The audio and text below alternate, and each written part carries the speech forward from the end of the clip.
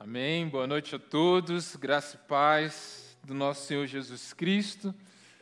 Estou esperando aqui que vai chegar o púlpito ali, mas já quero te convidar a abrir a sua Bíblia no livro de Êxodo, capítulo 20.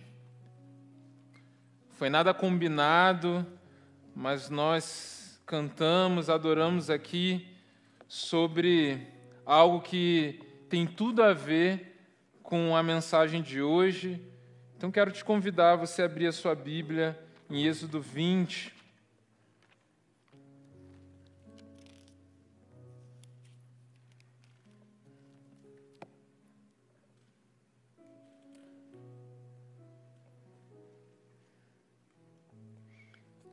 Nós vamos ler a partir do versículo 18, que é o ponto de partida para a mensagem de hoje. Texto onde Jesus entrega a lei a Moisés, ali no monte, que é o que nós cantamos aqui, né? Me tira o medo, que me faz dizer, Moisés, suba em meu lugar. Então, Êxodo 20, a partir do versículo 18, diz assim: Vendo-se o povo diante dos trovões e dos relâmpagos, e do som da trombeta, e do monte fumegando, todos tremeram assustados, ficaram à distância, e disseram a Moisés: Fala tu mesmo conosco, e ouviremos, mas que Deus não fale conosco, para que não morramos. Moisés disse ao povo: Não tenham medo, Deus veio prová-los, para que o temor de Deus esteja em vocês e os livre de pecar. Mas o povo permaneceu à distância, ao passo que Moisés aproximou-se da nuvem escura em que Deus se encontrava. Até aí é o suficiente. Eu quero falar hoje sobre o tema medo versus temor. Eu sei que muitas vezes a gente entende, né, esse temer como algo que pode ser um sinônimo de ter medo, mas eu quero falar especificamente sobre medo em relação ao temor de Deus. Porque, eu não sei se você reparou, mas no versículo 20 daquilo que a gente leu, olha só, ele começa com Moisés dizendo: Não tenham medo. E depois, um pouquinho ali para o final, ele vai dizer: Mas Deus veio prová-los para que o temor de Deus esteja em vocês. No mesmo versículo, a gente vê Moisés dizendo para o povo não ter medo, e vê Moisés dizendo também que Deus queria que eles tivessem o temor de Deus. Então aqui a gente já entende que medo e temor de Deus não são a mesma coisa. Mas por causa da similaridade da palavra, que na nossa língua, inclusive, pode ser usado como sinônimos, é que a gente muitas vezes não entende. E hoje a gente vai conversar porque esse medo e esse temor é algo que nós temos em relação a Deus. E que se nós não entendermos a diferença desse medo e desse temor de Deus, isso vai influenciar diretamente no nosso relacionamento com Ele. Nós não vamos falar aqui na perspectiva do significado da palavra em si, mas eu quero falar principalmente sobre as implicações que tem nas nossas vidas, o que o medo faz, o que o medo causa, e o que o temor de Deus faz, que propósito esse temor de Deus causa em nossas vidas. Amém? Então é isso que a gente vai falar aqui nessa noite. A primeira coisa, e para a gente contextualizar, então, já falei um pouco sobre isso, mas aqui é o momento onde Deus ele vai entregar a lei, Ele está entregando a lei, os 10 mandamentos a Moisés, e nos versículos anteriores nós vemos que Deus ele fala: olha, eu vou me manifestar ali no monte para entregar a você essa revelação que eu quero levar ao povo. Mas Deus fala para Moisés: olha, faça faça um círculo, coloque um limite no meio do povo, porque a maneira que eu vou me manifestar, se eles passarem, se eles tocarem o monte, eles serão fulminados pelo peso da minha glória, pelo peso da minha presença. Então, a ideia que o povo tinha de medo da revelação da glória de Deus, de alguma forma era algo legítimo. A teologia deles não estava, vamos dizer assim, não era uma teologia furada, porque o próprio Deus coloca um limite para que eles não pudessem passar. Então, quando eles veem aqueles relâmpagos, os trovões ali, eles pensam assim, nossa, a gente vai morrer aqui. Se Deus falar, se Deus vier aqui no nosso meio, acabou. Então, é nesse contexto que o povo fica apavorado, que o povo fica com medo, e que eles clamam a Moisés, Moisés, vá você. Deus disse que quando tocar a trombeta, a gente vai poder subir, e é aí que eles poderiam passar daquele limite, mas Moisés, fala você com a gente. A gente não precisa ir lá para Deus falar conosco. Se você falar com Deus e trouxer já mastigadinho para a gente, já está bom, já é o suficiente, não vamos correr esse risco não. Então é a partir disso que é gerado um medo no coração deles. Só que a primeira coisa que Moisés fala é que eles não deveriam ter medo. E aqui a gente entende então que o propósito de Deus não é que tenhamos medo dele, porque esse medo de Deus é o que nos traz afastamento da presença dele. É o que nos distancia desse relacionamento, que é o que ele deseja para nós, que a gente possa se relacionar com ele. É óbvio que o medo não é de tudo ruim. O medo é algo bom, tendo um limite. Por que você não coloca a sua mão em numa panela que está quente lá no fogo? Porque você tem o quê? Você fica com medo de acontecer alguma coisa. E você sabe que aquilo vai te machucar. Então o medo gera uma proteção. Já falei isso aqui num domingo. Por que eu não fico perto, não entro numa casa que tem um cachorro muito grande? Porque eu tenho medo que aquele cachorro vai me atacar, vai fazer alguma coisa. Tem gente que acha que é bobeira, eu acho que é segurança. Então o medo, ele cumpre um papel positivo se tendo com limite. Agora, existe o medo também que é prejudicial.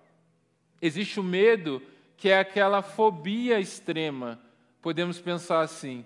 Então, quando alguém, por exemplo, tem fobia social, é um medo extremo que afasta a pessoa de algo bom, que é de se relacionar, que é de estar com as pessoas, algo que é bom, um presente que Deus nos deu, e a pessoa perde de aproveitar isso por causa dessa fobia. Então, a gente vê também um medo que, sendo de maneira exagerada, pode prejudicar as nossas vidas. Agora, você imagina medo de Deus. Agora, por que alguém teria medo de Deus? Essa aqui é a questão. Quando é que nós temos esse medo, esse afastamento? Quando é que nós colocamos um limite? Olha, daqui não vou passar. Esse medo em nossos corações de Deus vem justamente por causa dos nossos pecados. O pecado causa esse medo em nós. Se a gente for ler o livro de Gênesis, a gente vê que o primeiro medo, a primeira vez que a palavra medo aparece na Bíblia, é quando Adão e Eva pecaram.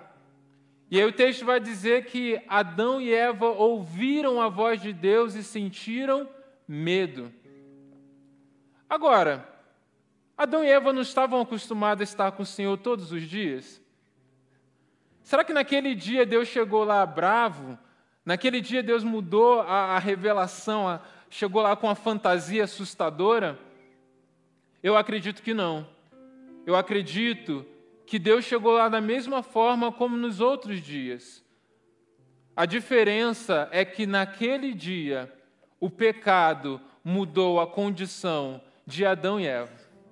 O medo não foi porque Deus estava diferente. O medo é por causa daquilo que o pecado causou em Adão e Eva. Sabe quando nós temos medo de Deus e nos afastamos dele? Quando o pecado vem e corrompe a nossa imagem.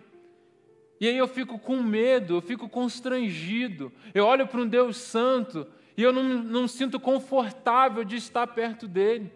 Porque eu sei que aquele Deus me vê em secreto. E muitas vezes esse medo ele vem porque o diabo vem me acusar. Olha lá o que você está fazendo, olha só quem você é. E nós começamos a quê? Nos afastar de Deus. Começamos a ter medo. Às vezes a gente pensa assim, poxa, eu não vou nem no culto, porque essa semana eu pequei, vai que tem uma mulher do coque lá e começa a revelar aquilo que eu fiz. Quem é que nunca, né? Você foi naquele culto lá pentecostal, sabe? Lá no Rio tem muito, aquela igreja que tem mais cadeira na calçada do que dentro. Aquela porta de loja assim, e você passa em frente. Você pensa, acho que eu vou até atravessar a rua, porque se eu passar ali, alguém coloca a mão na minha cabeça, sabe lá o que vai acontecer. Quem nunca, gente? Quem nunca chegou diante da presença de Deus naquela semana que você está distante, que você não tem conseguido vencer o pecado e parece que a gente está com medo. Mas Deus está falando assim, não tenha medo, porque a minha presença, o lugar de encontro comigo, é justamente para te provar e para te capacitar para que você vença esse pecado que faz você chegar na minha presença com medo, constrangido por causa das acusações. Então, a primeira coisa que nós precisamos entender é: Deus não quer que tenhamos medo dele. Deus não quer que o nosso relacionamento, que a nossa obediência, que a nossa busca seja baseada no medo. Agora, Deus quer sim que tenhamos diante dele um relacionamento de temor. Não o medo humano, não o medo das consequências, mas o temor de Deus. Enquanto o medo nos afasta de Deus, nós vemos que o temor, ele nos aproxima pela obediência. O temor é aquilo que nos aproxima de Deus a partir da obediência a Ele. O temor de Deus, às vezes a gente fica pensando, e o texto, ele nos mostra, ou nos faz pensar um pouco isso,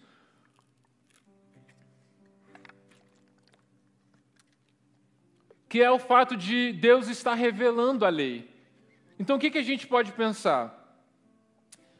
Poxa, pastor, esse temor que está falando aí, quando a gente fala sobre temor de Deus, isso aí é coisa do tempo da lei. Você pode ver que Deus acaba de dar a lei e ele fala sobre temor.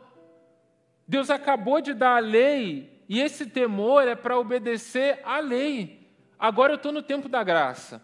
Agora o meu relacionamento com Deus não é baseado mais no temor. Corremos o risco de pensar assim. Mas eu quero ler um texto com vocês, que fica em Filipenses 2, no versículo 12, que está escrito assim: assim, meus amados, como sempre vocês obedeceram, não apenas na minha presença, porém muito mais agora na minha ausência, ponham em ação a salvação de vocês com temor e tremor.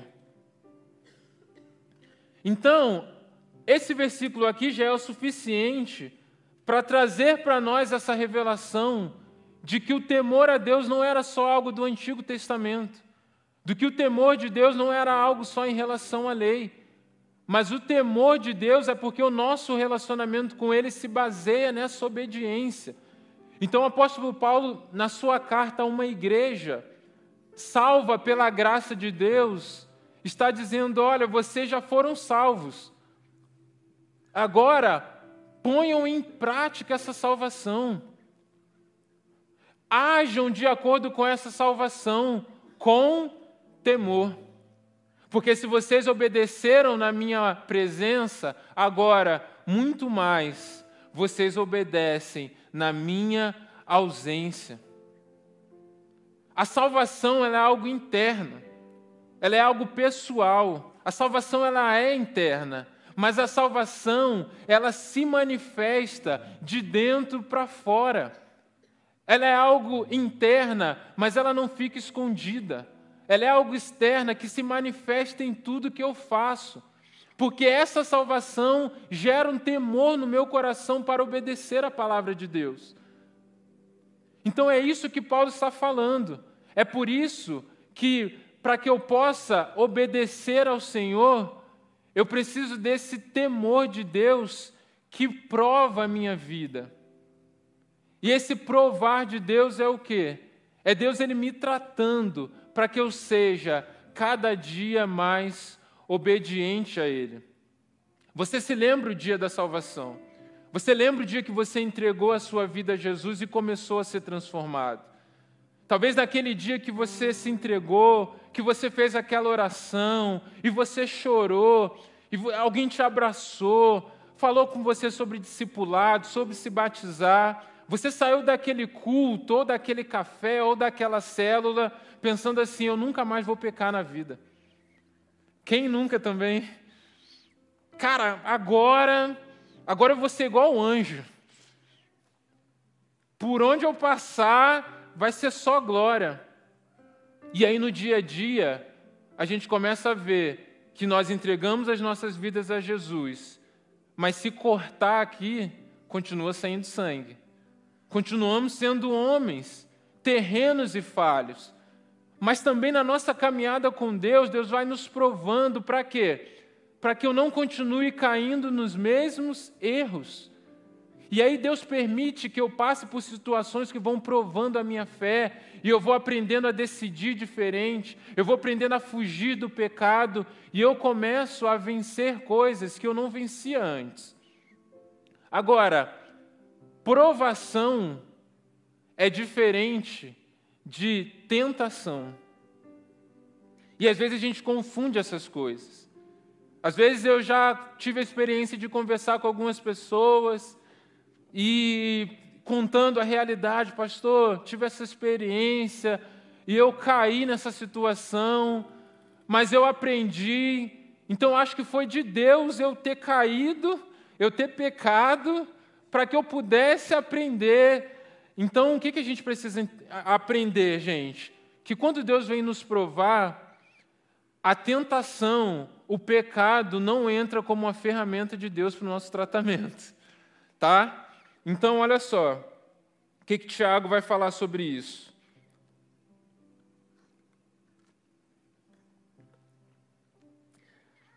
Tiago 1, 12 a 15 diz assim: Feliz é o homem que persevera na provação, porque depois de aprovado, receberá a coroa da vida, que Deus prometeu aos que o amam.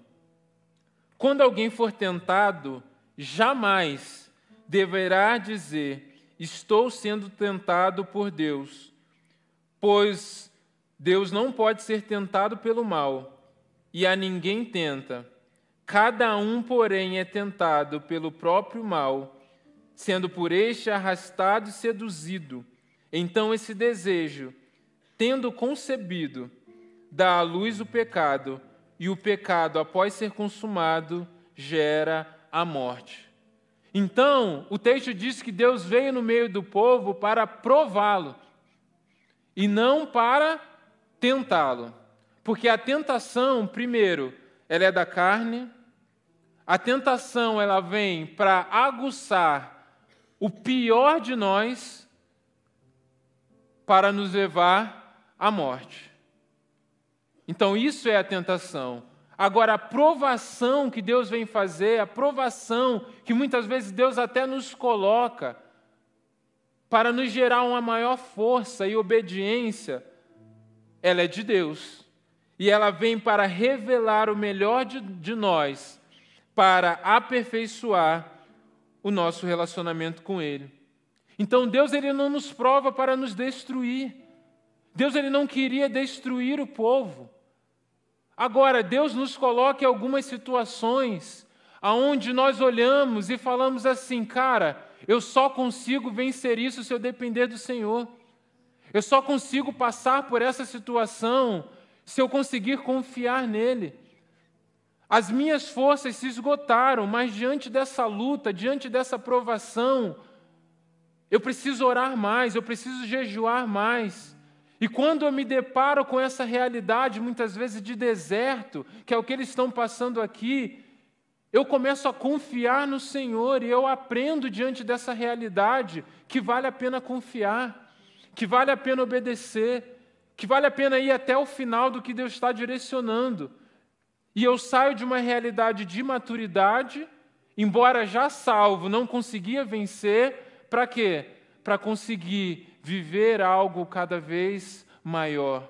Então, se você está vivendo o dia da provação, talvez hoje seja difícil você entender que isso é uma boa notícia, mas eu quero te dizer, é uma boa notícia. Se Deus está te provando, se Deus está te colocando numa situação que você sabe que precisa lutar pela santidade, por uma situação que você sabe que precisa obedecer mais, que você precisa dar passos de fé, saiba que é porque Deus está olhando a sua realidade de hoje, mas Ele está pensando, eu tenho algo ainda maior para Ele, eu tenho algo novo, eu tenho uma nova estação, e se você vencer essa estação, se você for provado hoje, deixar que essa situação flua, revele o melhor de Deus em você, Deus pode te levar para um novo nível de relacionamento. É para isso que Deus nos prova, para que a gente, numa situação onde a gente olha assim, somos pequenos, somos pequeninos, estamos aqui no deserto, estamos aqui nas tendas, mas eu olho para o monte e vejo um Deus de trovões, de relâmpagos, e eu falo assim, quem eu sou diante desse Deus? Ah, querido, sabe o que Deus está fazendo ali naquele meio? Sabe por que Deus, na sua santidade, se manifesta ali naquele lugar? Para que o povo pudesse olhar para Ele e falar assim, é esse Deus que nos tirou do Egito, é esse Deus que abriu o mar para a gente passar, é esse Deus que vai prover as coisas que nós precisamos aqui no deserto. É esse Deus que vai adiante de nós enfrentar os inimigos da terra que nós vamos conquistar, para que eles olhassem para esse Deus grandioso e não pensassem assim, olha, vamos nos esconder desse Deus. Não, mas que gerasse um temor, que eles falassem assim, vamos obedecer o que esse Deus diz, porque esse Deus grandioso, esse Deus forte, é o Deus que vai adiante de nós e é o Deus que vale a pena confiar. A grandeza de Deus nos faz olharmos para nós mesmos e nos sentirmos muitas vezes pequenos e frágeis e insuficientes. Mas isso não é para a gente se afastar. É para nos aproximarmos ainda mais numa dependência, uma confiança dEle. É isso que Deus quer fazer, é esse temor que Ele quer gerar no nosso coração. Essa semana, eu estava vendo algumas coisas que falam muito sobre isso, pensando, questões até científicas, e pensando sobre como isso influencia no nosso relacionamento com Deus. Pensa só, gente, nós estamos em uma galáxia, é isso, né? Via Láctea. E eu estava vendo, e eu fiquei impressionado, que tem mais de 100 bilhões de galáxias observáveis. Já parou para pensar isso?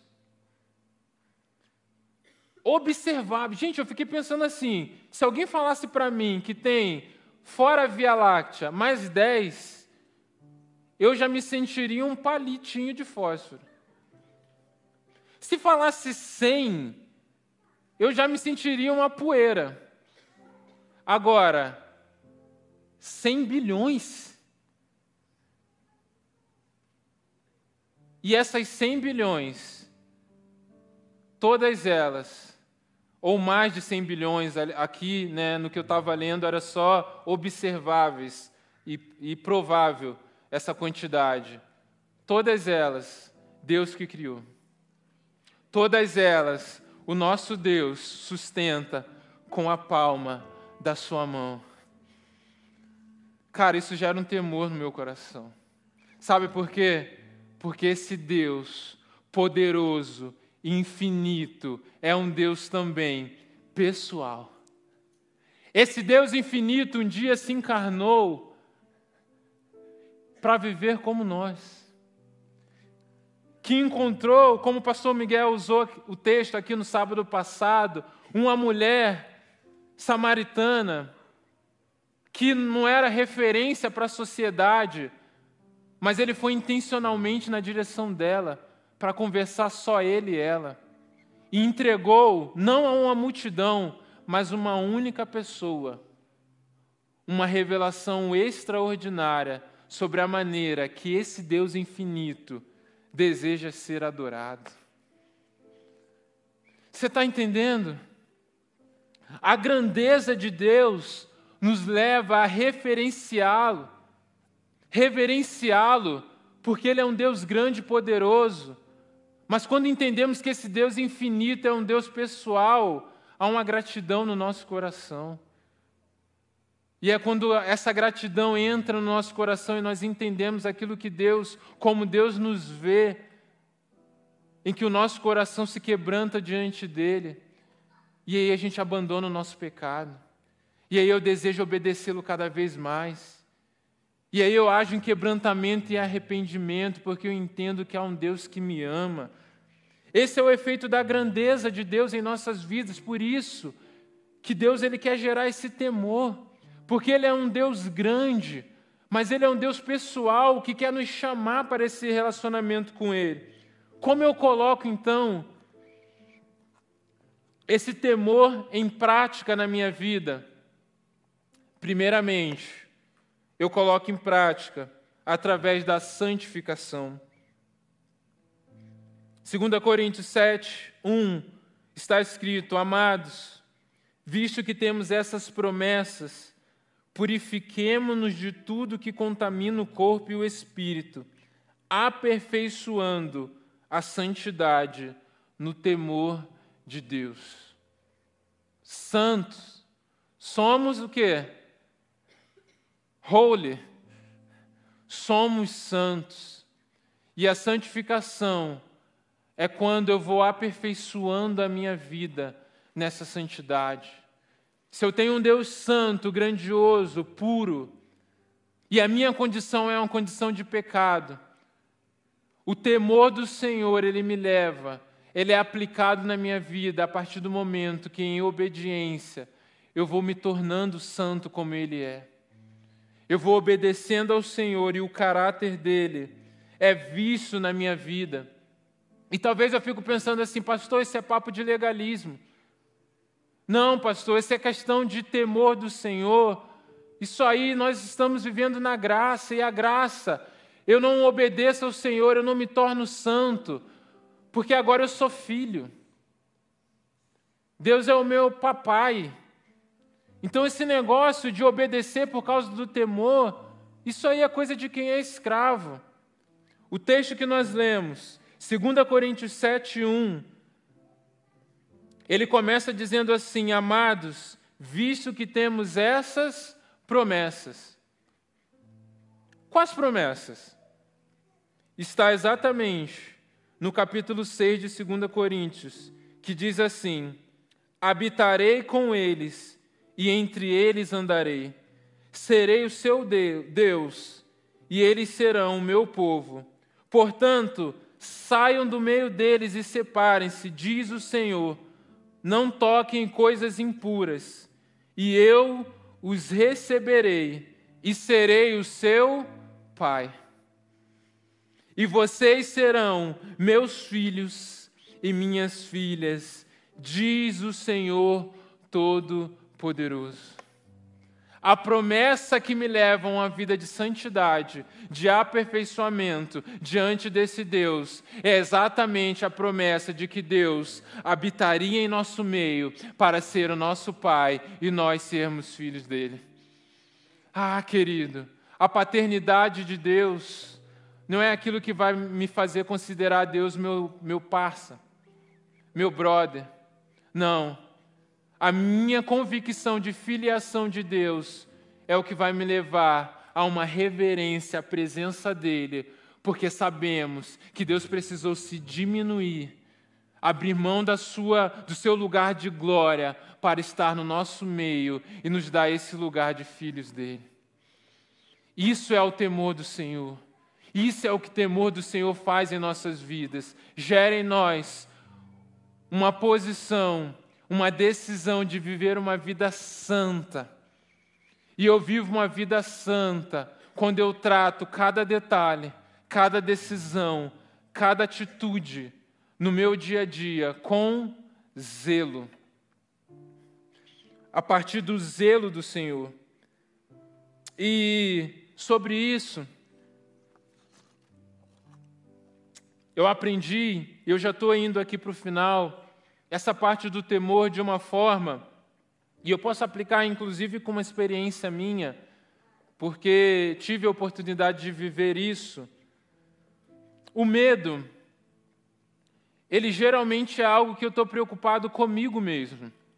É uma proteção minha. É algo que eu não quero me machucar, é uma autodefesa. Amém? Consegue entender isso? Mas existe algo que é parecido com esse medo, que é esse temor, que ele se manifesta com um zelo. E a maneira que eu aprendi, que eu quero aplicar, numa experiência que eu tive, é a primeira vez que eu pude dar banho na Bianca. E, na verdade, foi o primeiro banho na vida dela. Até então, quando a Jaqueline estava grávida e quando a Bianca nasceu, eu nunca tinha pego uma criança de menos de 2 anos no colo. Eu não tinha coragem. Eu via ali a criança muito pequenininha, muito frágil, e eu ficava com receio de pegar muito forte. Então eu sou meio bruto e pensei assim, cara, eu posso machucar. Então eu não tive essa experiência. Nem com a minha sobrinha, esperei ela ficar maior e depois comecei a pegar, brincar, jogar para o alto. Mas com a Bianca, eu tinha um carinho, uma proteção tão grande, né, do primeira filha, e eu queria viver isso. Então, o primeiro banho dela na maternidade, quando a enfermeira veio, perguntava, olha, vocês querem que a gente venha, dê banho nela? Eu falei assim, não, eu vou dar o banho. Tomei. E vocês sabem que a Jaqueline, né, ela é enfermeira obstetra. Então, assim, eu podia dar na mão dela e ela pegar, do jeito que as enfermeiras pegam, né? Pega pelo pé, vira de cabeça para baixo, joga lá, né? Estão tão acostumados, tem tão domínio sobre aquilo, mas eu falei, eu vou dar o banho. Mas não era... Na hora de dar o banho ali pegando aquele bebê frágil, e aí eu media a temperatura da água, não, acho que está muito quente agora. Acho que está muito frio. Então, o que eu tive? Eu tive um cuidado, como que eu vou pegar? Será que é melhor pegar desse jeito, desse outro? Já tinha visto alguns vídeos lá, feito curso. Então, todo preparado, mas tomando o quê? Cada cuidado. Um sentimento assim, cara, não pode dar nada errado. Tem que ter o mínimo de detalhe, o mínimo de atenção, porque eu sabia da fragilidade dela, porque tinha um amor no meu coração que gerava toda a atenção, toda a força e todo o cuidado para que aquilo não fosse estragado, para que não houvesse feridas naquilo ali. De alguma forma, isso pode parecer com medo, mas no meio desse medo há uma confiança também e há um zelo desse cuidado, há uma atenção de que estou naquele lugar e de que quero fazer o melhor naquele momento, por amor. Não uma autoproteção minha, porque eu não estava correndo risco de nada, mas porque estava diante de mim algo que para mim era alvo do meu amor. E por isso eu não queria que nada atrapalhasse. Sabe, é óbvio que Deus não é esse bebê frágil. Mas esse alvo de cuidado, de atenção do nosso coração é o nosso relacionamento com Deus. E esse cuidado e essa atenção, esse temor que nós temos que ter é de não deixar que nada atrapalhe, que nada suje, que não haja nenhum tipo de ferida ou barreira na relação que nós temos de intimidade com o nosso Deus. É isso que Deus quer gerar no nosso coração. Que diante do temor dEle, a gente possa refletir, será que eu estou tendo esse cuidado? Sabe? Será que eu estou tendo aquele friozinho na barriga, na hora de fazer as coisas? Quando eu abro o meu celular, quando eu entro na internet lá na minha casa, quando eu estou sozinho lá no meu quarto, será que eu estou tendo esse zelo, esse cuidado, esse amor, para que nada atrapalhe o meu relacionamento com Ele?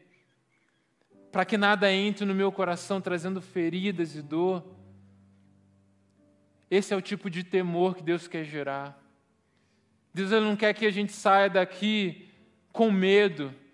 Não, eu preciso obedecer porque senão vai acontecer alguma coisa comigo, eu vou atravessar a rua, um carro vai me atropelar e aí eu vou para o inferno.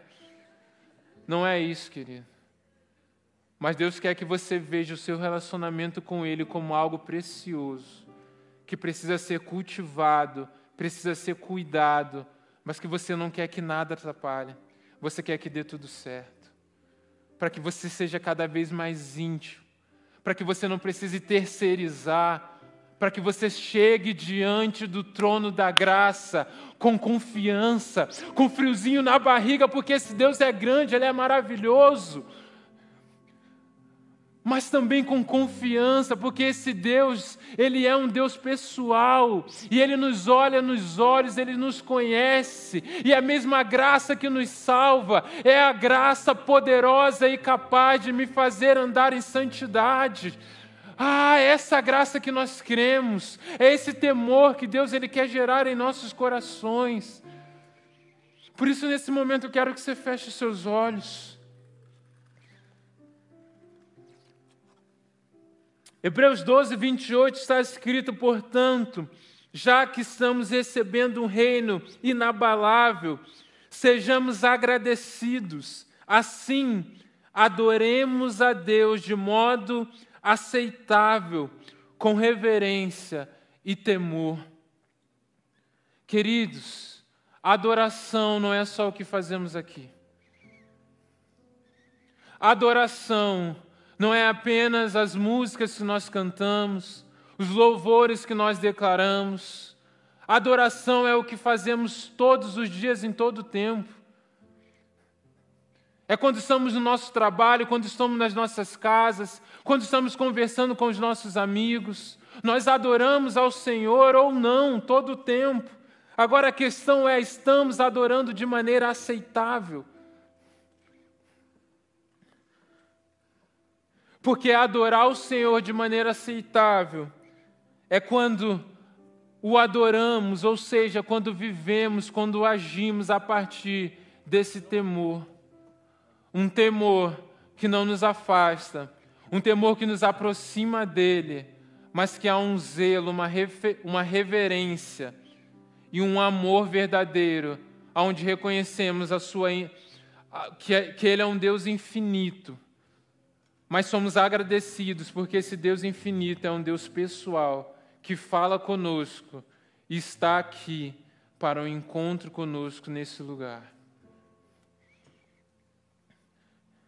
Eu não vou chamar ninguém à frente aqui nessa noite, mas se Deus está gerando esse temor, feche os seus olhos, começa a orar aí.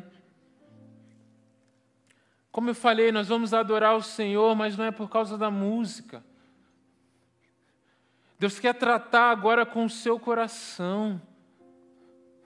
Porque talvez temos andado desatentos em relação ao temor do Senhor.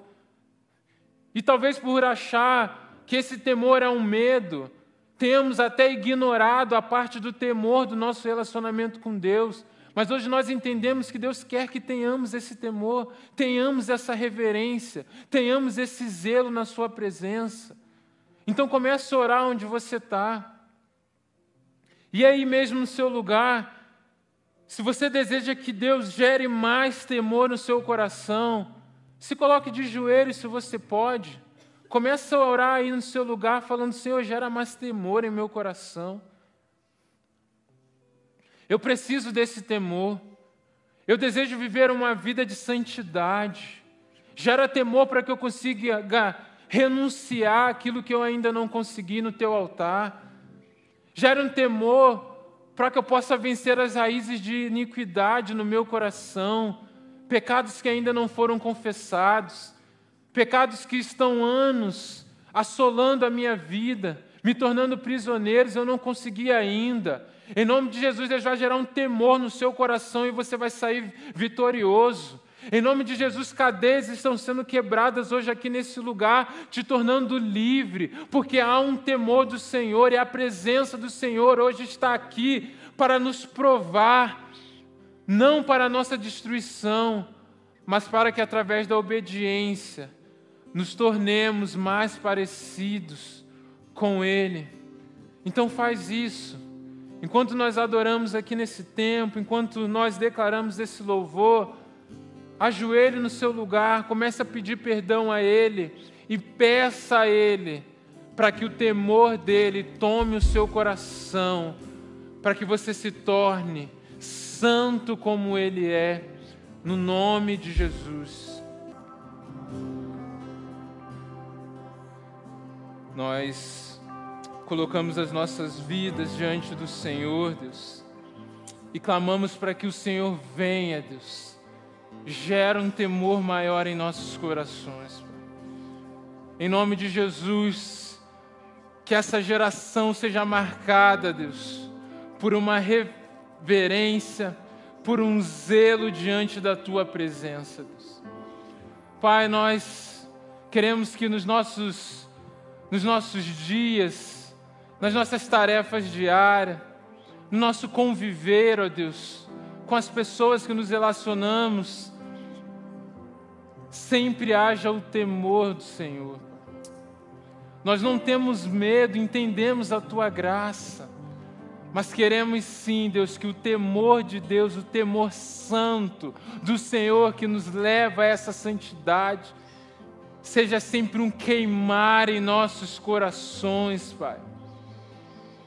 Que em nome de Jesus, Pai, a fé de alguns que estão aqui, Deus, talvez presos em pecados, talvez sem conseguir, ó Pai, vencer, ó Pai, prisões, vícios, que Teu Espírito Santo os capacite, que o temor do Senhor venha, Deus, trazendo santidade, trazendo vitória. Aqueles que estão passando por provações, Deus, talvez estão pensando em desistir da fé, estão desanimados. Renova a fé nessa noite, Deus, em nome de Jesus, para que eles vençam, para que vivam coisas cada vez maiores, no lugar da intimidade, no conhecimento de quem Tu és, Deus, porque sabemos, ó Deus, que há um medo que nos afasta, mas queremos o temor que nos aproxima, para que possamos viver um relacionamento mais íntimo e profundo com o Senhor. É isso que nós desejamos. Em nome de Jesus. Amém. Glórias ao Senhor. Você pode se assentar por um momento. Que essa palavra frutifique em seu coração para que você tenha esse temor de Deus na sua vida e que eu tenha também na minha vida. Amém, gente? Pai, nós te agradecemos por esse tempo. Obrigado por esse culto. Deus, para nós é um prazer, ó Deus, sermos chamados Teus filhos, te adorar, Deus. Obrigado porque o Senhor falou conosco aqui nesse culto. E nós clamamos, Deus, para que frutifique de fato, Deus, como declaramos aqui, que possamos colocar em prática a nossa salvação. E que o amor de Deus, o nosso Pai, que a graça salvadora de Jesus Cristo e que a comunhão do Espírito seja sobre nós como igreja e sobre toda a igreja do Senhor na terra, hoje e para sempre. Amém. Isso aí, galera. Que Deus abençoe. Vá na paz do Senhor, vá para o seu tempo de comunhão, em nome de Jesus.